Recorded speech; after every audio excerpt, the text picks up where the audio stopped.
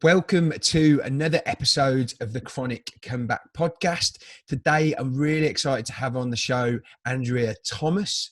So just to give you a bit of a brief introduction into Andrea's story before we get into it, she was actually diagnosed with MS in 1995, and at age 21, after a severe attack, was left paralysed and blind. Most people would have given up at this point and taken advice from their doctors, but Andrea thankfully ignored her unhelpful doctors and ended up making a full recovery, which hopefully we'll get into. She now sees her MS as a gift and spends her time helping others recover and putting out really positive messages in her Facebook group, and is actually now working as a health coach, helping others.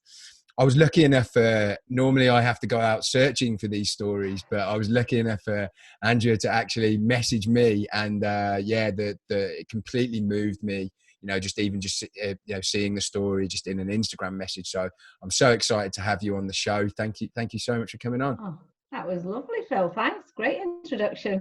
No worries. It was great. I think I found you on a support group. And it was like, oh my God, he's amazing. We need more people like Phil. So it was like, it's too good to not reach out to you. Thank you. And Thank you. And you're from the UK, so we're on the same time zones, which is always helpful, because I'm getting a lot of these podcast episodes wrong because I get my time zones mixed up. But anyway, so if we could go back to, I guess, pre-1995, and if you could just talk us through, how your health was back then, whether you ever had any issues, and then just take us through that initial story of, your first, the attack that I mentioned. Well, in short, I was fit, I was healthy, I led a very active life. I was a competitive sports person. I was judo, I went into competitive judo. I was in all the swimming clubs and running clubs and everything like that. So never an issue with my fitness or my health, no issues whatsoever. Went to university, led quite a student lifestyle. So I know what that means. And it literally came from nowhere. So my boyfriend had been down for the weekend and was traveling home.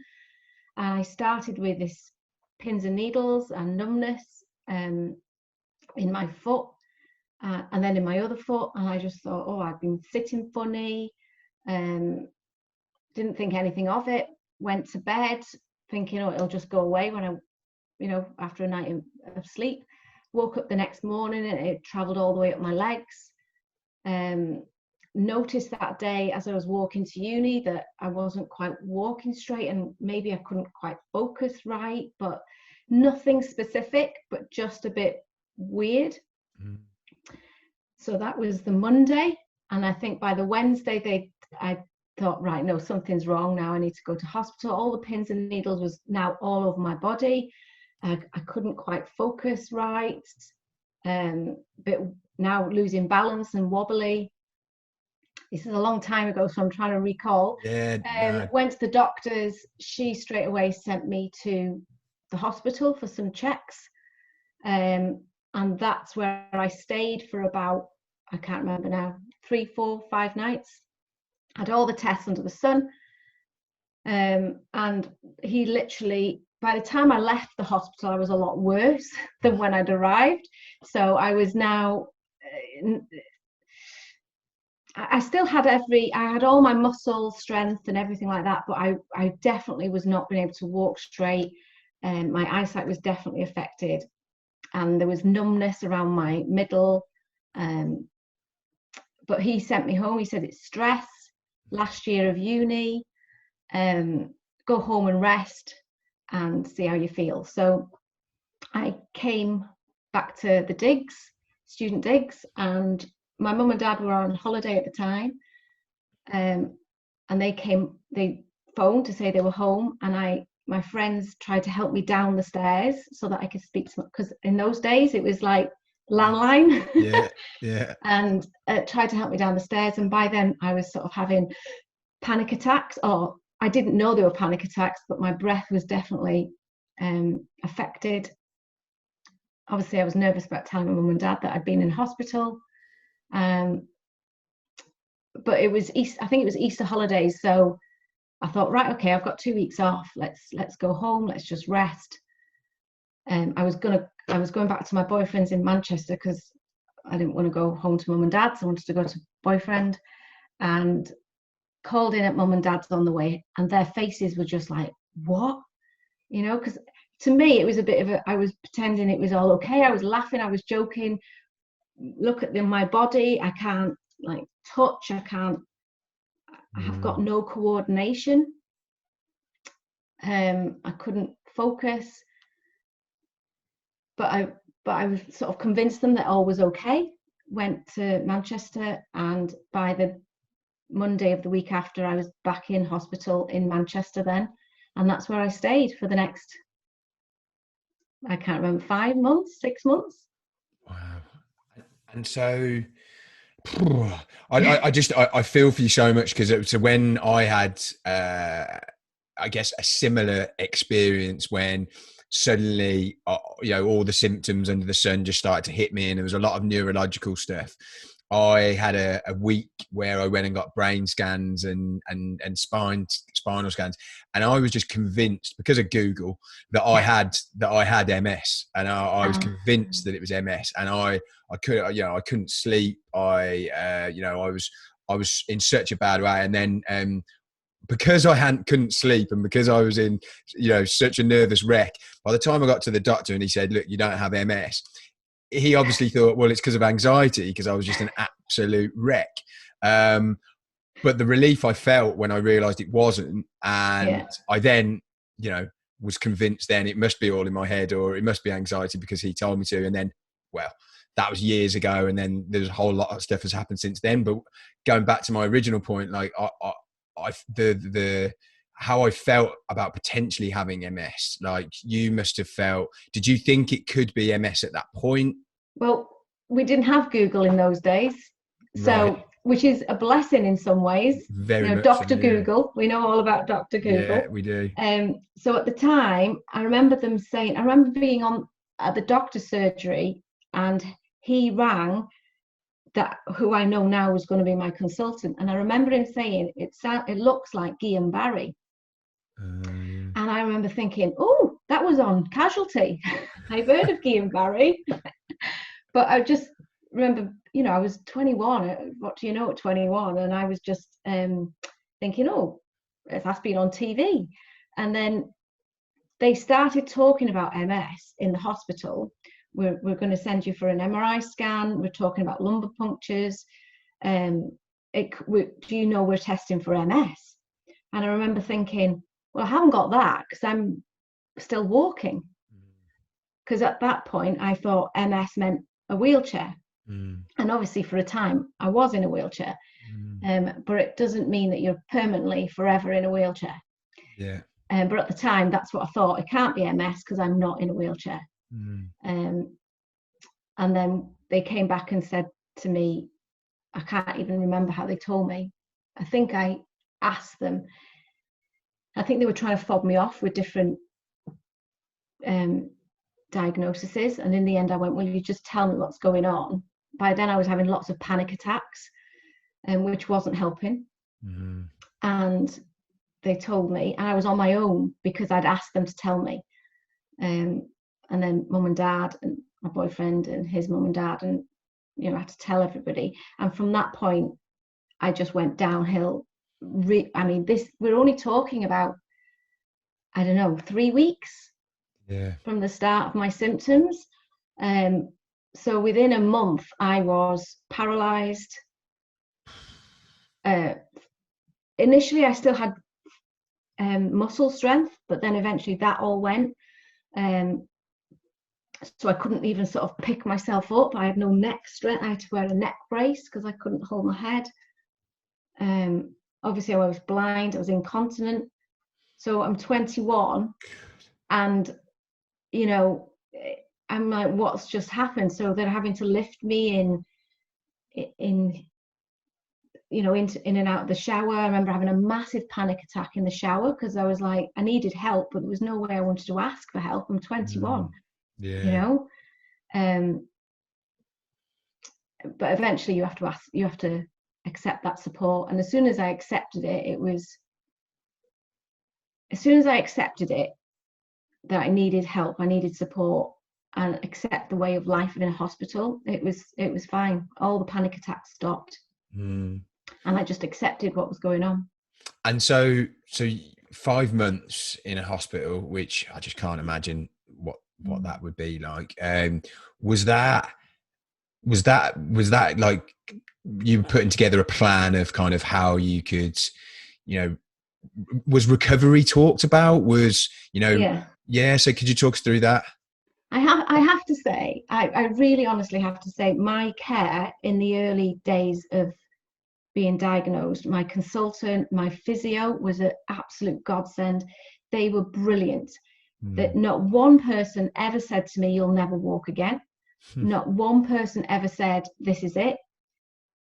There was nobody had said that to me. I know now since that obviously behind closed doors and family were talking all sorts of negative stuff, but nothing ever came to me. So from my point of view, and remember I was very high on drugs then as well, lots of steroids, lots of just accepting whatever drugs were given to me. So I was high a lot of the time, and so it never entered my head that this was permanent, that this was it. That I don't ever remember, once I accepted the situation, I don't ever remember while I was in hospital ever thinking, why me? Why has this happened? I'm never going to get well again. My degree, my future career, I just accepted day-to-day life in the hospital, because in that cocoon of a hospital, you can just accept that. Yeah. Because you don't have to worry about real life out there, because you're in this institution, and that institution is geared up to caring for you and looking after you. And so that's all I had to worry about. Yeah, that's really important. That is, that you could have that. Well, first of all, you had people. You didn't have one person saying that, this isn't, you're not going to walk again. And I think so many people, I've mentioned it on the podcast a few times. I've read a few books. I think it was actually a Joe Dispenza book I was recently, like Placebo. And he talks about when people are told, certain things, that always ends up happening. They're told they got 6 months to live. They're told they won't walk again. And that starts to happen. Yeah. Do you think, just, talking through your story then, like, do you think that when even just having the diagnosis of MS at the time, which obviously, there was loads of panic attacks, and that would have exacerbated things. And if had you had someone come in and say, look, they hadn't given it a name, they haven't even said it was MS, it's just a range of symptoms, don't worry, do you think you might not have gone downhill like you did? Oh no, I would have gone downhill. Right. It was, I've seen the brain scans, I've seen the spinal, really? It was as severe as it could possibly get. Really? And I personally think, you look back and what's caused that. And I had a neck trauma 6 months previously. I woke up one morning and I had a crick neck, and because it was all this, the top of the spine that was affected, inflamed all my nerves everywhere. I think that was probably the cause for me. So at the end, what got you to the point where you could actually leave hospital? Could you talk us through that? Yeah, so they gave me steroids, which now I realize only speed up your healing process. If you're with MS, if you're going to heal, you're going to heal. If you're not, you're not. Back then, anyway, I think medication has moved on a little bit, but so the steroids just sped up my healing process. So I remember some teachers from school coming to visit me, and I don't know, 2 months into being at hospital, and I could wiggle my little toe or big toe.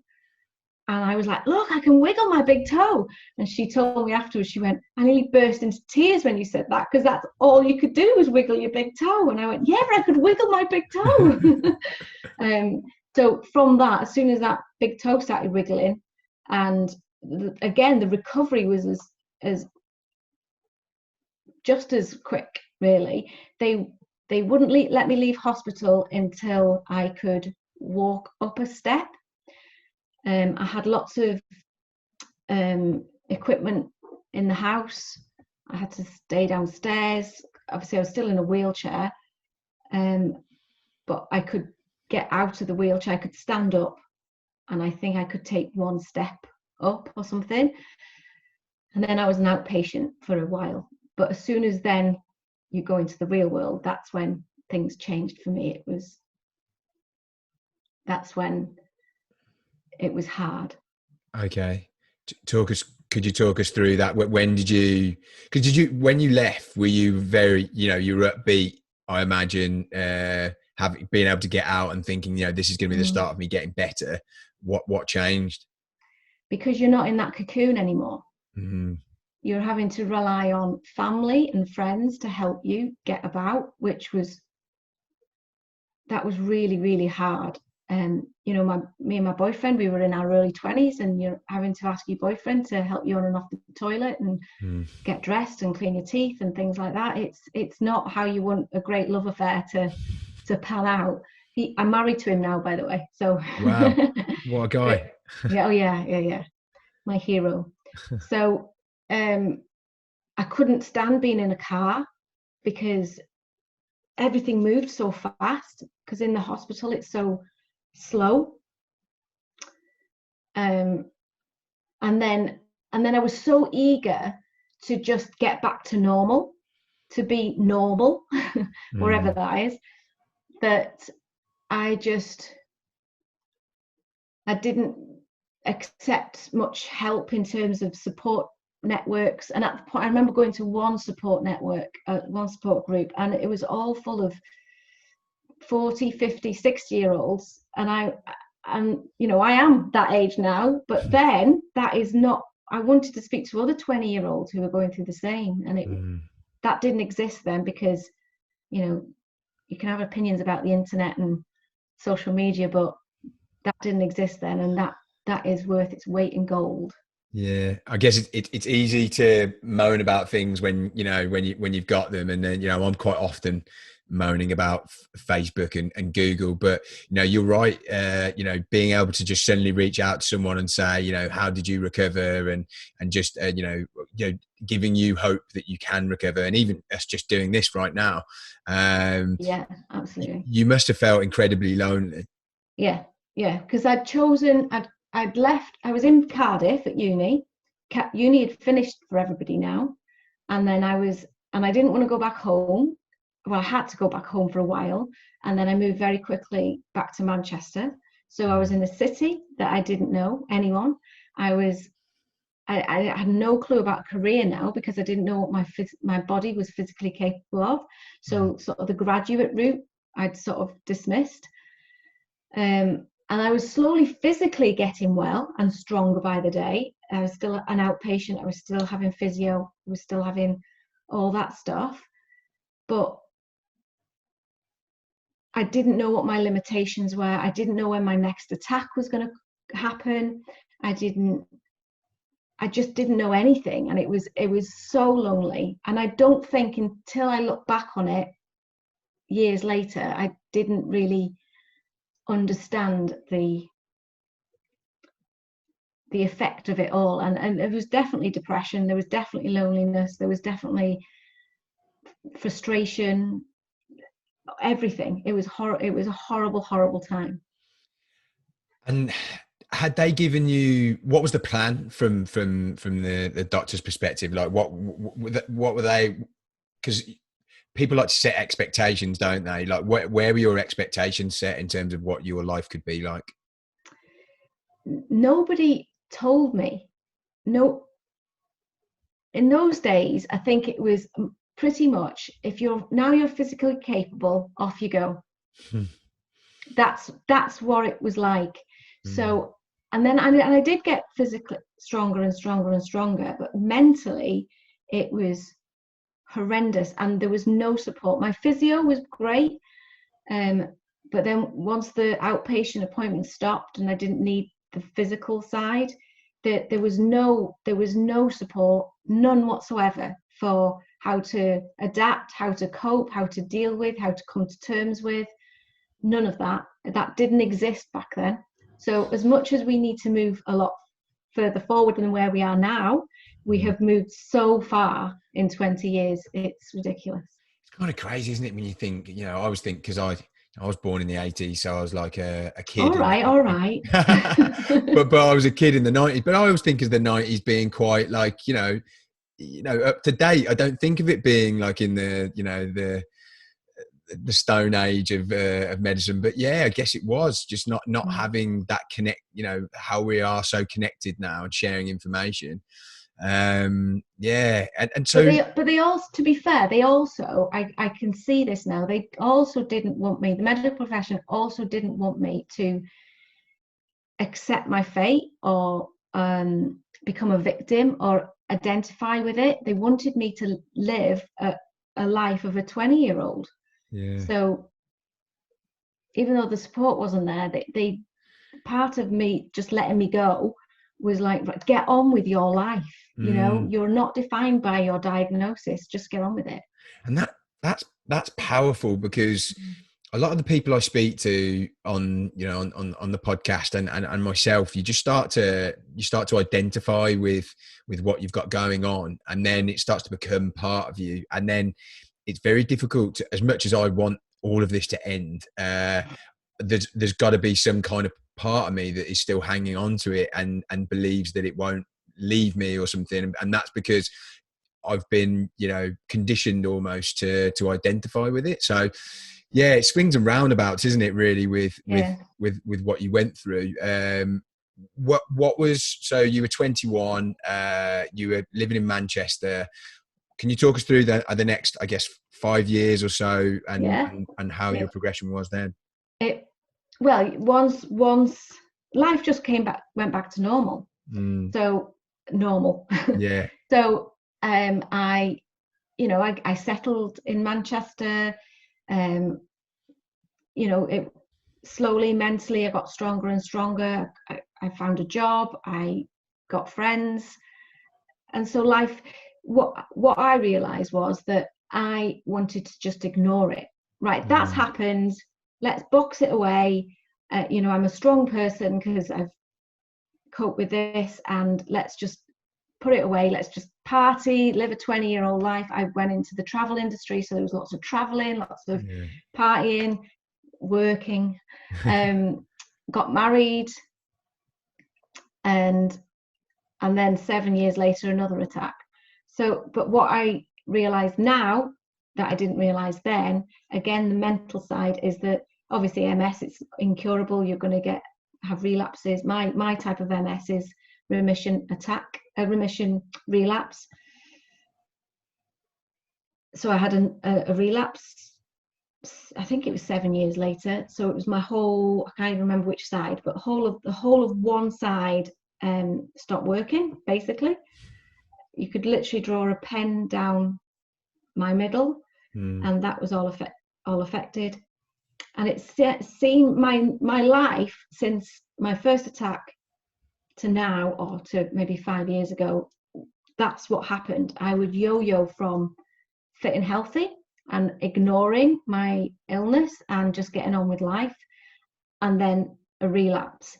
But in between the relapses, so I've officially probably had about 6 or 7 relapses, according to scientific, and not everything that science looks at. Yeah. But I have had, in my mind, much, much more than that, because chronic fatigue, I would have a chronic fatigue attack every year or so that would take me down, and all my MS symptoms that I'm left with would come out. So I would drag my body around.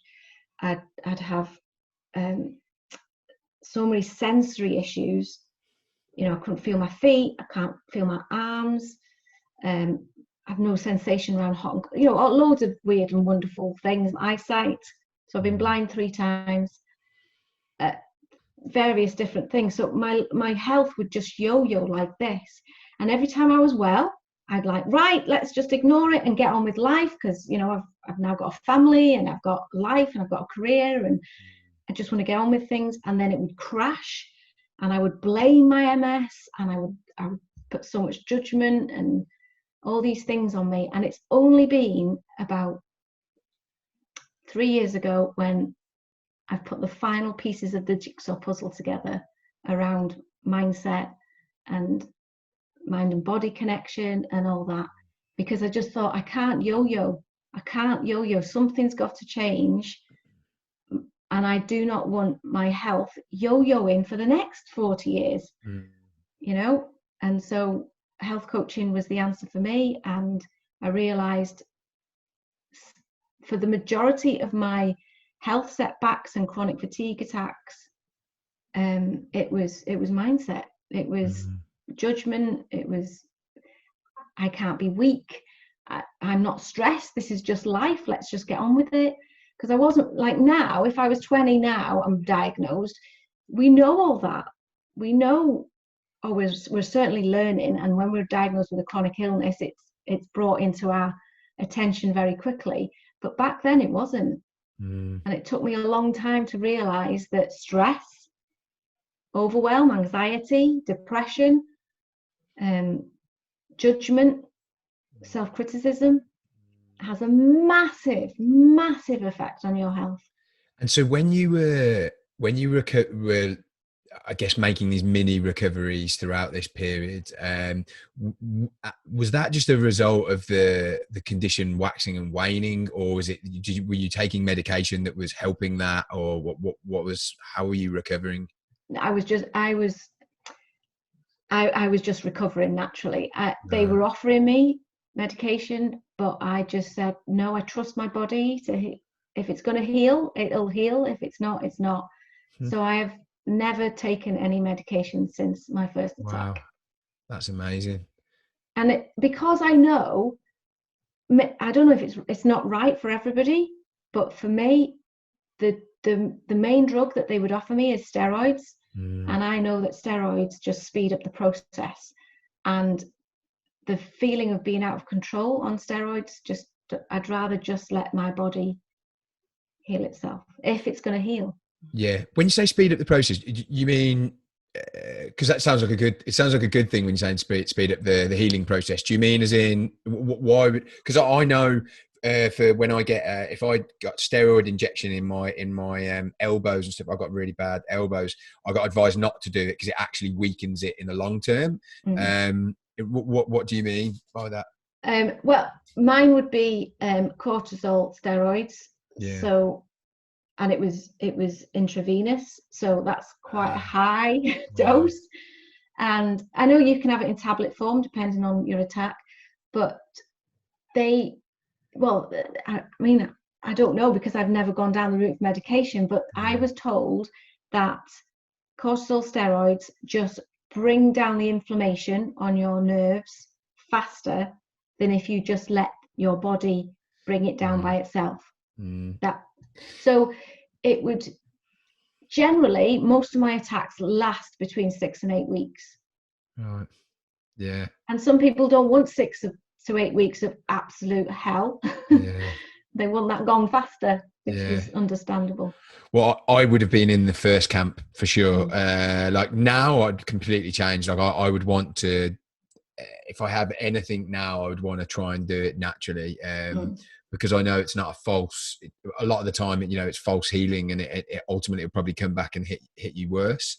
And in fact, I think the 3 people before you that I've had on the show that, are now recovered from MS, I don't think any of them took medication, or if they did, it ended up being mindset and diet that solved it for them.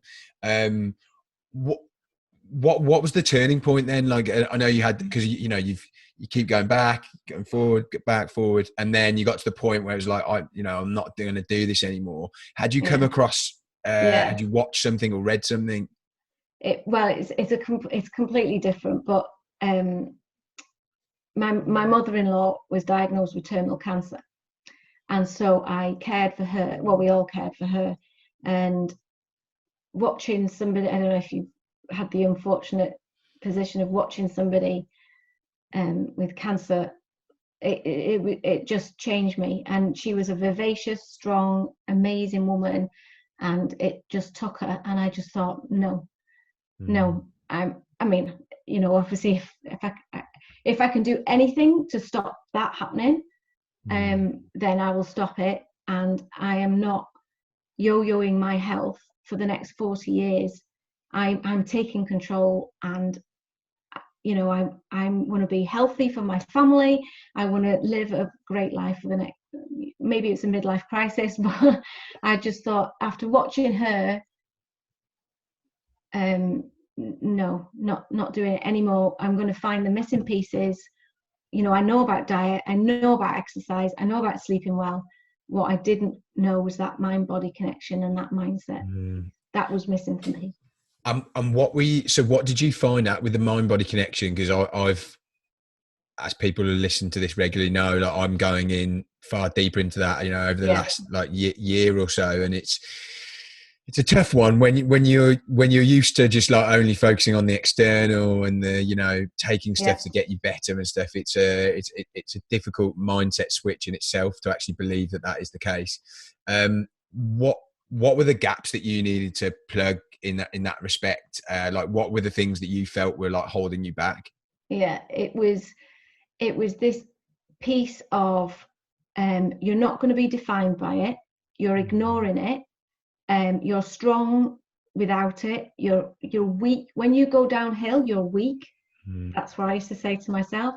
I'm weak. I'm not good enough to stay healthy all the time. I can't cope with life, even though I could. But that's what I was telling myself. It was like, well, buckle on down, put your big girl knickers on, and just get on with life. And then when chronic fatigue would come and knock me down, and then I physically couldn't concentrate, think, function, hold my head up, walk. I would just say all these things about myself, that I was judging myself, I was criticizing myself, I was not good enough, I was weak, all that sort of stuff. I was very stubborn as well. And that stubbornness sort of helps me in one way, because it keeps me believing that my body can heal myself and things like that. But in another way, stubbornness is not good, because it stops you from looking at your health through a different lens. That's gone now completely. Really? This whole world has opened up now, and it's amazing. It's really interesting, because I feel like that for me, I feel like I have got a real strong mentality, and it's what keeps me going and gets me through a lot of the the darker times, etc. However, it's that strong mentality that's probably got me in the situation in the first place. And it sounds like that was the case with you. I think so. Obviously there's a strong mentality. Like my mum brought me up to believe in positive thinking, and your body is strong, it can cope with these things. That I was physically strong, professional sport or competitive sports, but it was the mindset. It was I judged myself if I deemed myself as being weak, as what people out there think as weak. Whereas now I know that if I slow down, I get so much more done. Whereas before it was just plow through, just keep going. And I am quite a fast. I like things happening fast. But it's about getting that elusive balance right. What were the key changes that you made that you felt that made the most difference? Slowing down to be 10 times more productive. Realizing that exercise for me is more about my antidepressant of choice, as opposed to let's do the next. Because I used to do 10K races and enter different things just to prove that I could do it. Look at me, 2 fingers to MS. Look, I can do this, and then fall off a cliff again. So it was about no longer battling, no longer ignoring MS, and no longer fighting with it or sticking two fingers up at with it. More about when fatigue or when MS knocks on my door, that's a sign that I've been overdoing something or stretching myself, and just see it as a messenger, as a friend that's, you know, giving me the early signs before I fall off that cliff again. And so do you find now that if you start to get a sense of something coming, you're able to get it to one side like pretty quickly? Yeah, that's amazing. Yeah, I'd ignore it before. Yeah, I'd completely ignore it. So I would ignore stress. I would ignore like all the numbness down my arm. I would ignore the fatigue.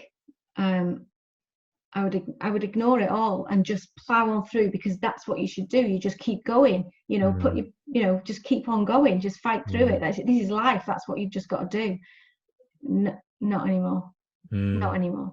And I recognize I'm in a slightly different position in my life because the kids are slightly older. You know, when they were 7, 5, 6, 7, that was really hard to have been able to do that. But if I'd have realised what I know now then, I wouldn't have been rushing around to dance lessons and football things and, you know, all the different things that I'd run around with the kids trying to be the best mum that you're trying to be.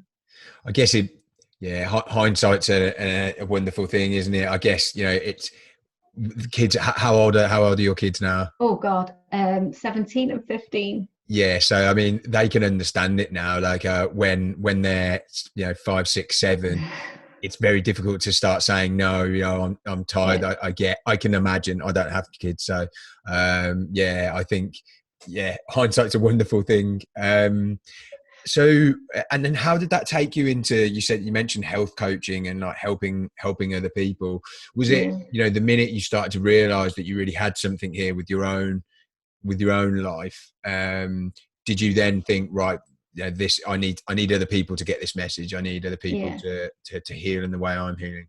Yeah. Well, after my mother-in-law died and I had another MS attack and I went downhill, I thought, right, something's got to change. So I did my usual stuff and went and looked after my diet and looked after my exercise and got myself back up. And I thought, right, I want to do something more.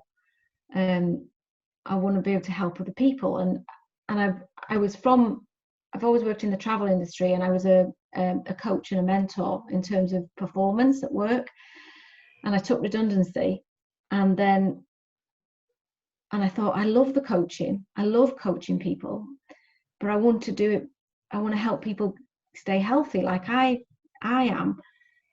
And I found the health coaching, and it's really interesting when you train in something like health coaching or, I don't know, therapy in some way, you have the training on yourself as much as on other people first.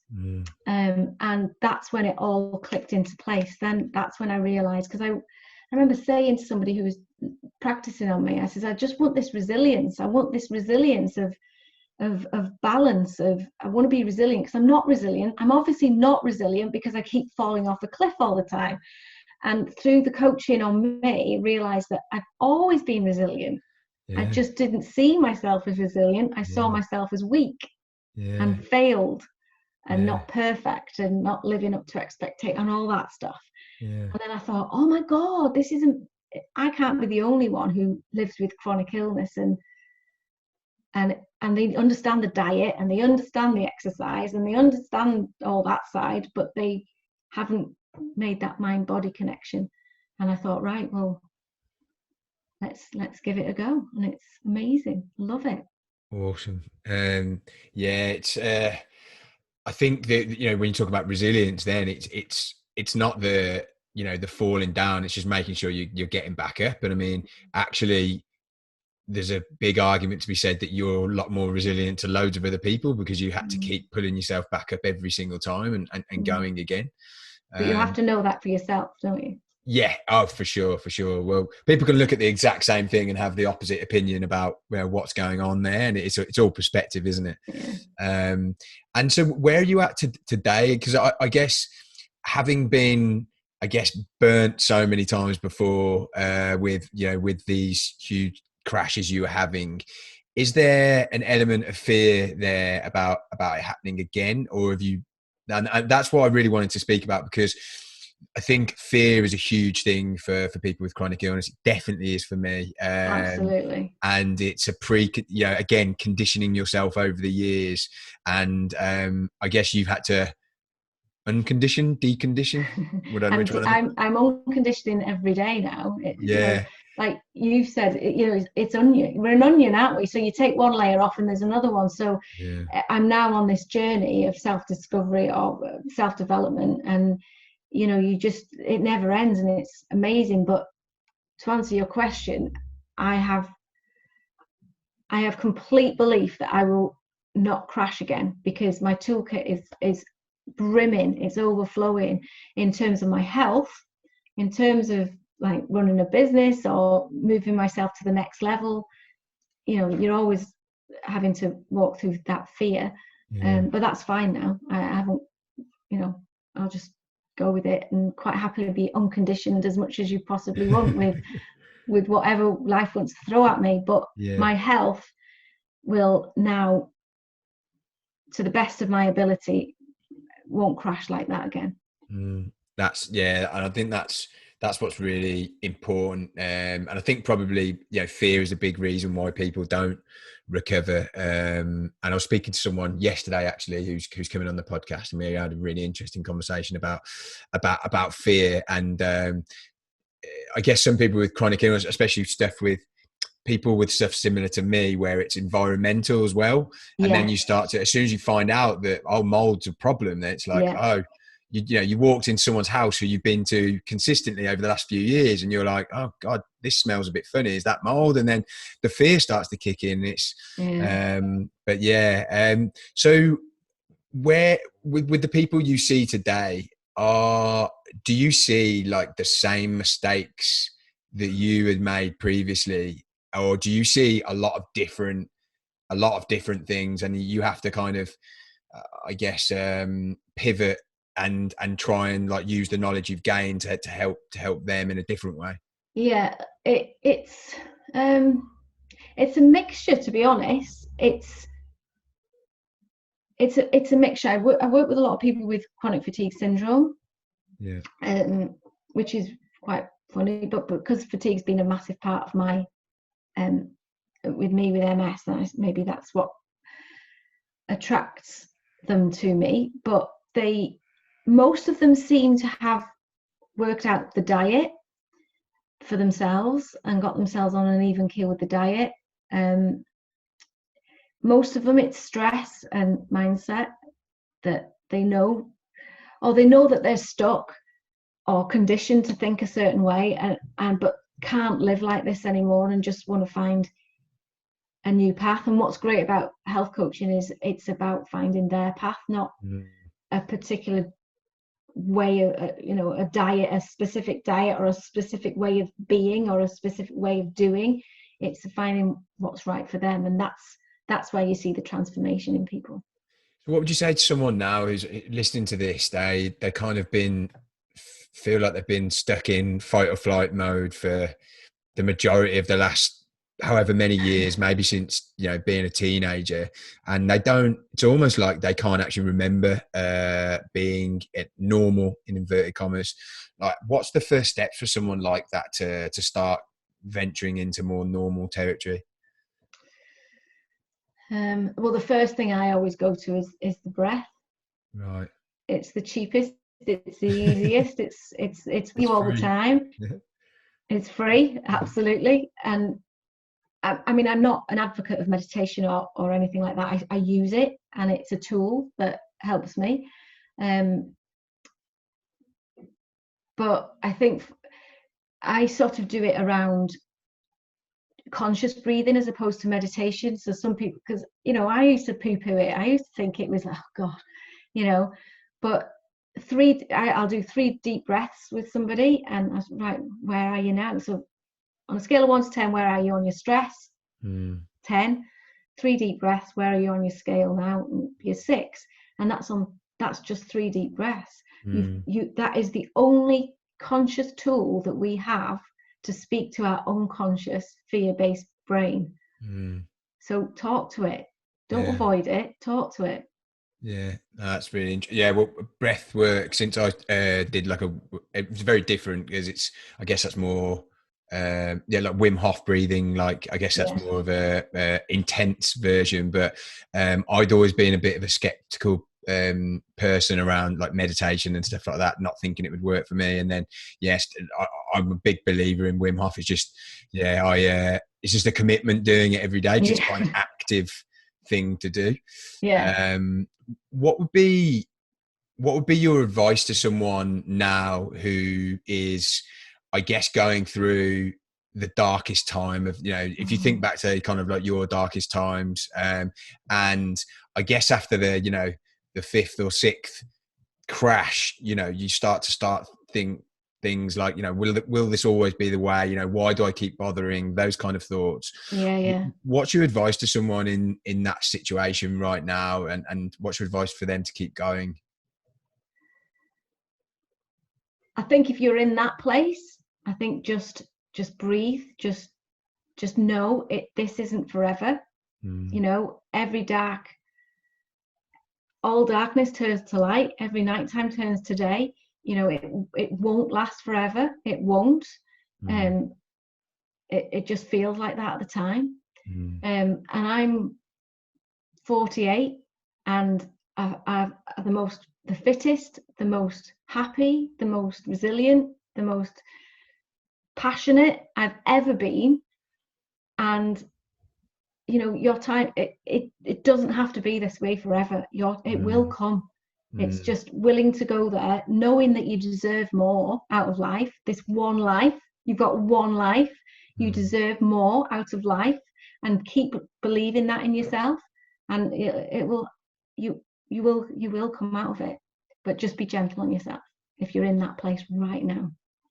Awesome. I think it's really interesting. It sounds like at 48 you're the happiest you've ever been. You're in it health wise, you're in such an amazing situation. You could have had, and I've mentioned this on the podcast a few times, where there's people who are maybe in their 20s and 30s are having an amazing time, not really have any health issues, and then they get into their 50s and 60s, and suddenly all of this previous years of toxic thinking, toxic environment catches up to them, and by then they're probably so conditioned to if I tried to get my mum or dad now to change, it's not going to happen. They're in their 70s, and they're not, it's not going to happen. So it's actually a blessing that in a way that you had these struggles earlier on, and that kind of leads me to my next question. You mentioned it to me that it's a gift. You see it as a gift. I'm sure you didn't always see it like that.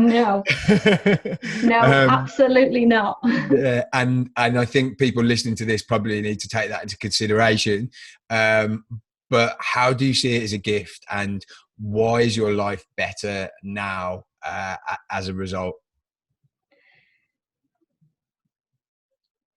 I see it as a gift now because I've found the missing pieces. I hadn't, it's a jigsaw puzzle, and we're constantly trying to find those missing pieces. So I had the missing piece of diet, I had the missing piece of exercise, I had the missing piece of a support of, a loving, supporting network. I had all those, but it was the mindset and the judgment and all that stuff. So once they slotted into place, and they had to be turned around and upside down, and but once that's all been slotted into place, it's this whole new world opens up. I've forgotten your question. No. Why do you see it as a gift? Why is your life better? Yeah, because now I talk about relationships a lot when I'm coaching. So we have a relationship with ourselves. We have a relationship with food. We have a relationship with our mindset, our thoughts, our brain. We have relationships with everything.